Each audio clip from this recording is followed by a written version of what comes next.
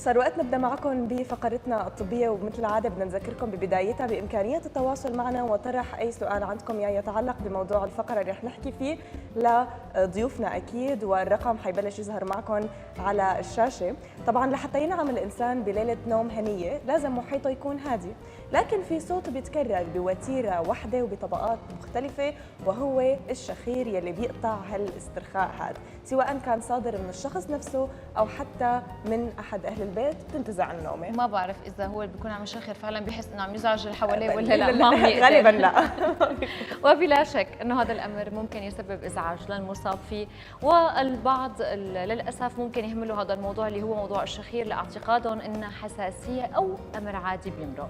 فشو مضاعفات هذا الشيء وشو هي الاسباب يلي ممكن تخلي انفسنا ونفسنا ينقطع اثناء النوم؟ هي التفاصيل اكثر رح تخبرنا اياها الدكتوره رزان الجاسم، الاختصاصيه بامراض الاذن والانف والحنجره وجراحتها. يسعد صباحك دكتوره، اهلا وسهلا فيك. يسعد صباحك دكتوره واهلا وسهلا فيكي. في الاشخاص اللي بيشخروا اوقات لما حدا بيقول له انت عم تشخر كثير بالليل ما عم نقدر لنا، انا ما عم شخر. هلا كنا عم نحكي، في ناس بتحس على حالها، في ناس ما بتحس على حالها، في ناس بتقول انا هيك بتنفس تنفس يعني قوي شوي، ما عم شخر.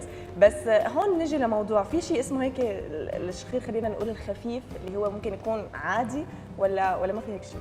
هلا هو بالبدايه اذا بدنا نقول الشخير هو معه مرض، هو بحد ذاته معه مرض، لكن ممكن يكون انعكاس ل يعني اشكالات بدنا نقول ثانيه، وممكن انه يتطور حتى لامراض جديه ومزمنه اذا كان طور عند الانسان. هلا بشكل طبيعي يمكن الكل ما حيتفاجئ انه اكثر من 40 ل 50% من الناس بيمروا بمرحله واحده او مره واحده على الاقل بحياتهم صار عندهم شخير. ما فينا نقول انه هو شخير هو امر طبيعي، هو اكيد في بيكون في اشكال اثناء النوم ادى الى انه انا السير الطبيعي للتنفس التلقائي اللي انا اثناء النوم ما بشعر فيه، هو امر لا ارادي نحن اثناء النوم، ادى الى صدور هالاصوات هي اللي نحن بنسميها شخير. هلا شخير خفيف اوقات ممكن بيصير معنا كلياتنا، سواء كنا مثلا تعبانين، كان في عندنا اجهاد، كان في عندنا تعب اثناء النهار، شربنا منبهات كثير، تعشينا بوقت متاخر، ممكن انه يصير عندنا شخير، لكن هذا اذا ما متكرر هو امر عارض بمر مرور الكرام ما له اي معنى. تماما. لهيك رح نعرف نحن وياك المشاهدين شو يعني شخير، شو الشيء اللي بيصير عنا لحتى منطلع هي الاصوات او بتصير معنا هي الحاله. صحيح، هو لحتى نحن نقول عنه حاله مرضيه يعني صار شخير كمرض، هو نحن بدنا نشوف الحاله الطبيعيه، يعني تلقائيا نحن بدنا نسحب الهواء بشكل لا ارادي عن طريق صمام الانف يلي بيوجه الهواء بشكل يعني تلقائي كمان اذا بدنا نقول بالطريق الاعتيادي من الانف وصولا للبلعوم الانفي، بلعوم الفموي، الحنجره، التريكيا او الرغامه، وصولا لشعيرات الرئويه بالنهايه، وبصير التبادل الغازي لنحصل على الاكسجين يلي بيحرك كل اجهزه الجسم. هلا لما نحن ما بيكون عم بيصير معنا هالسير الطبيعي وعم يسلك الهواء هالسلوك الطبيعي، يعني عم يتعرض لعوائق. لما بيتعرض الهواء لعوائق بيصير الصوت اللي نحن بنسمعه اللي هو الشخير. وبالتالي اذا نحن بطريقه علميه هيك بدنا نعرف الشخير، هو عباره عن الاصوات اللي بتجي كفايبريشن بسبب انه الهواء عم يصطدم بعوائق بالانف، وهي بشكل رئيسي بتكون بالانف، سواء كانت انحراف بالوتيره او ضخامه بالقرينات او بالعضلات اللي موجوده بالبلعوم الانفي، بالبلعوم الفموي، وصولا للرئتين. فهي الفايبريشن بتعطي الصوت يعني الشخير. في عائق من دخول الهواء للانف، لهيك بكون بقى بتلاقي نحن اللي عم نشخر بيفتح تمه وبعدين بيطلع بقى، يعني بتبلش بدوز معين وطبقات بعدين تطلع بتعلى.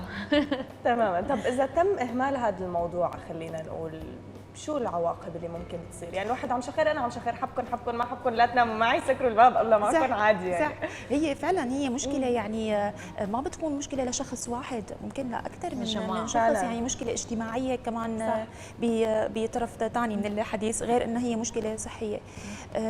اذا يعني بدنا نحكي اول شيء شو اسباب الشخير لنعرف فعلا شو المضاعفات. يعني بدايه مثل ما قلت لكم انه هو بالانف، فلما بيكون انا عندي انحراف بالحاجز الانفي، ضخامه بالقرينات، لما بتستمر هي القصه هي وحده من اعراضها او من علاماتها هي الشخير، لكن ممكن يصير عندي مضاعفات كالتهاب جيوب مزمن، نوبات التهاب جيوب حاده، هي بسبب العرض الاساسي. بنيجي مثلا انه اذا بدنا نفكر اكثر، فهو الشخير بيصير عند كل الفئات العمريه ابتداء من الطفوله، من عمر سنتين ممكن انه الانسان انه يبدا بالشخير، عند البالغين، عند الكبار بالسن كمان، حسب الفئه العمريه نحن بنرجح اسباب اكثر. فعند الاطفال كمان ما بننسى ضخامه اللوزات وضخامه الناميات، هي كمان لما هي بتستمر بتعمل له صعوبه بالتنفس اثناء النوم. فتخيل طفل ما بيحصل على حاجته من الاكسجين اثناء النوم، حيتاثر النمو عنده، طول، حتى اكتسابه للوزن، نشاطه المدرسي حتى بيتاثر. عند البالغين كمان اذا كان المشكله معنا بالليفل تبع الانف، اذا رحنا على الليفل الثاني اللي هو البلعوم الفموي او البلعوم الانفي، يعني صار في عندي مشكله بالعضلات. نحن بنطلع مثلا الناس اللي بتعمل بودي بيلدينج بنلاقي انه عضلاتهم قويه شاده. نفس الشيء نحن بالنسبه للبلعوم، لما ما بيكون عندي انا مقويه عضليه فالعضلات مرتخيه، وهذا الشيء كمان بينعكس اني انا ماني عم اتنفس بشكل جيد. بالتالي لما انا يوميا عندي شخير وعندي صعوبه بالتنفس اثناء النوم، بنهايه الامر حنروح على شيء اسمه نوبه توقف التنفس اثناء النوم. هي بتكون فعلا حاله خطيره وفعلا مهدده للحياه. هون لازم الواحد ينتبه لهذا الموضوع، فعلا تتوجه للطبيب. طيب انا اذا بلشت معي مثل ما قلتي بالبدايه انه ممكن تعب معين، ارهاق صار خلال النهار، حسسني بهذا التعب، صار في نوع من الشخير، امتى هي الاعراض بتقوى وبتكتر وبتنبهني انه فعلا انا لازم اتوجه للطبيب؟ هي الحقيقه مثل ما حكيتي بالمقدمه انه المريض ما بيكون بيعرف. يعني هلا نحن بالحاله جزء اعتبر حالي انه انا تعب، انا بنام بشكل طبيعي وما بعرف ليه عم بيصير عندي الانعكاسات اثناء النهار. تماما. اول شيء نحن نعترف بالمشكله انه انا في عندي شخير. الشركاء اللي بالمنزل هن اللي بيخبروا المريض انه انت عندك شخير، واوقات عم يصير عندك توقف بالتنفس اثناء النوم. يعني لنتخيل يعني بحس انه رح يموت هذا الشخص. صح، انه نحن عم نجبر حالنا لانه نحن بحاله الوعي اني انا ماني عم بتنفس، وقف نفسي. فعلا حاله مخيفه. كيف نحن بحاله اللاوعي انه نحن واقف النفس تماما. ففعلا هي حاله مخيفه توقف التنفس اثناء النوم. واللي بيخبرنا عنها عاده بيجوا الازواج، عاده يعني بيجوا مع بعضهم الزوج بالزوجه، يعني باختلاف مشان يخبر مشان يخبر انه انا الشريك عنده مشكله اثناء النوم وعم تخليني حتى انا ما انام. طب بهي الحاله يعني لما نحن نوصل لموضوع انقطاع التنفس الليلي، يعني هذا من اسمه هو شيء خطير جدا مثل ما كنتي ذكرتي يعني دكتوره، شو بتعملوا بهي الحاله؟ يعني شو الاجراءات اللي بيتم اتخاذها؟ خلينا نقول لا مبدئيا نحن بدنا ناكد انه عندنا نوبه توقف تنفس اثناء النوم، سواء كان من الشريك او احيانا يعني في ناس بيكونوا عايشين لوحدهم ما في عندنا هذا حدا يخبرنا. هن بيحسوا على حالهم؟ هو بيشعر بيقول لك انا كل النهار بشعر اني تعبان، يعني في النوم انا بحاجه اني نام. النوم الطبيعي يعني 7 ل 9 ساعات، هو ما عم ينامون بشكل حقيقي يعني صح. اذا بس بالمناسبه بقول ان النوم هو بيمر بعده مراحل، منها مرحله النوم العميق. فلما الانسان ما عم بيفوت بمرحله النوم العميق فهو ما عم بينام. صحيح مغمض عيونه لكن اجهزته كلياتها عم تشتغل.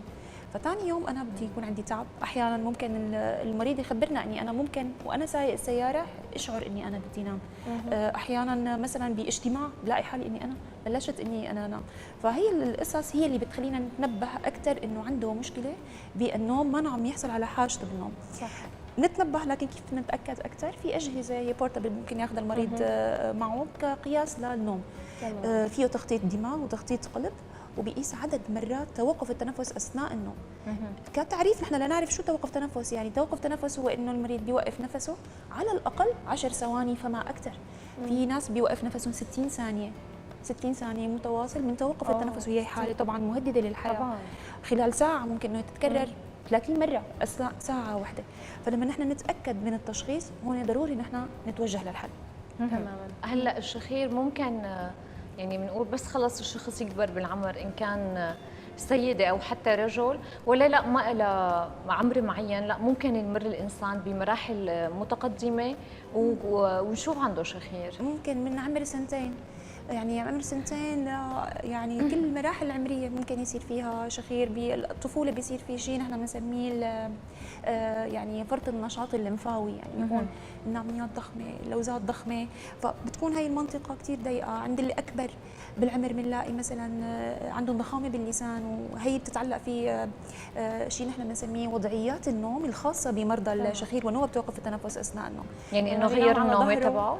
ايه بينام على ظهره المريض، بتراجع اللسان وبتضيق المنطقه. البدانه كمان، يعني هي البدانه هي عامل كثير من الطفوله أساسي. حتى للاعمار المتقدمه بنلاقي في ناس عندهم بدانه وعندهم فات بالرقبه بيضيق المجرى الهوائي. فهي رجحان اكثر للرجال، بعد انقطاع الطمس بصير رجال والنساء بنفس السويه بهذا الموضوع. تماما. طيب لما نحن بحال تم تشخيص مثلا شخص وتاكدتوا بانه هو عم بيصير عنده انقطاع تنفس ليلي، بهي الحاله في علاجات دوائيه بتكون، اما هي العلاجات جراحيه فورا تلجأوا لها؟ هلا هي بس لنقسم بالاول انه نقول نحن شو درجه توقف التنفس اثناء النوم، هل هي خفيفه، هل هي متوسطه، هل هي شديده مهدده للحياه. بالحالات الخفيفه نحن عاده بنعطي توصيات للمريض بالبدايه انه ينزل وزن، ما يتناول منبهات، ياكل بفترات بعيده عن وقت النوم. وضعيه النوم البوزيشنال كثير مهمه، انه نحن ننام على جنب ما ننام على الظهر، فبيكون العلاج عاده تغيير عادات. توقيت النوم يكون دائما منتظم، هي تغيير عاداته الحياتيه وتنزيل الوزن كمان بشكل اساسي. اذا في عندنا مشاكل ثانيه تشريحيه، سواء كان في عندنا ضخامه ناميات، عندنا قرينات، عندنا انحراف بالوتيره، عندنا داء بوليبات انفيه، هي بتتعدل جراحيا والنتيجه بتكون هائله كثير مريحه للمريض، تغير حياته جذريا.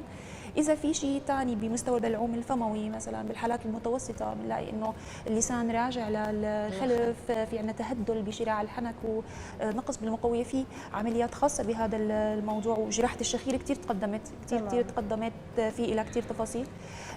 لما بيكون سبب توقف التنفس أثناء النوم عادة ببعض الحالات بيكون مركزي، يعني ب 2 أو 3% من الحالات بيكون مركزي، يعني مركز الدماغ ما نوعا ما ينبه انه انت عم توقف تنفسك، يعني المستقبلات اللي بالرقبه ما عم تعطي معلومات الصحيحه للدماغ، والدماغ ما عم يرسل اشعارات انه نحن لازم تصحى. فبالحالات المركزيه لا، بيكون حتى الحل غير جراحي، في اجهزه صحيه بتكون معنا كثير مريحه للانسان، بس ما في حل ثاني.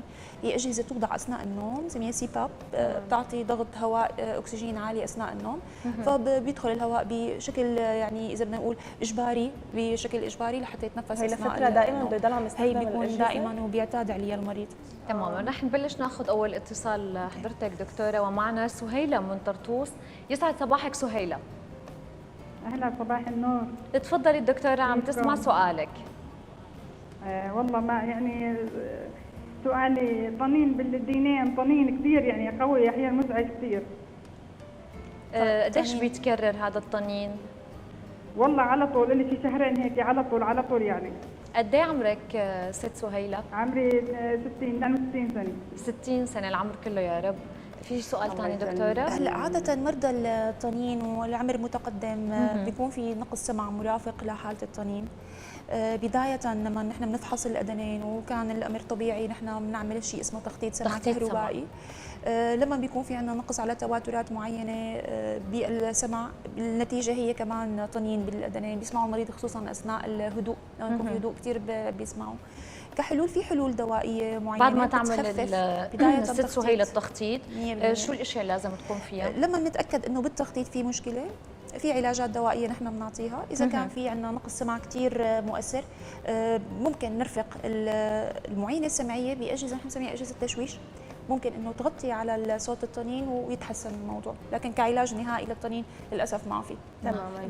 يعني ختاما دكتوره، هيك نرجع على موضوع الشخير، خلينا نقول اللي حكينا عنه اكيد كل فقره، نصائح لاي حدا هو خايف انه يوصل لمرحله انه هو يصير عنده شخير او يمر بشيء من اللي كنا ذكرناه اليوم، شلون ممكن نحن نعمل نوعا ما وقايه لانفسنا لحتى ما نوصل لهالمرحله؟ هي الاعتراف بالمشكله، يعني اهم شيء انه نحن نعرف فعلا اذا انا عندي شخير اتوجه للطبيب.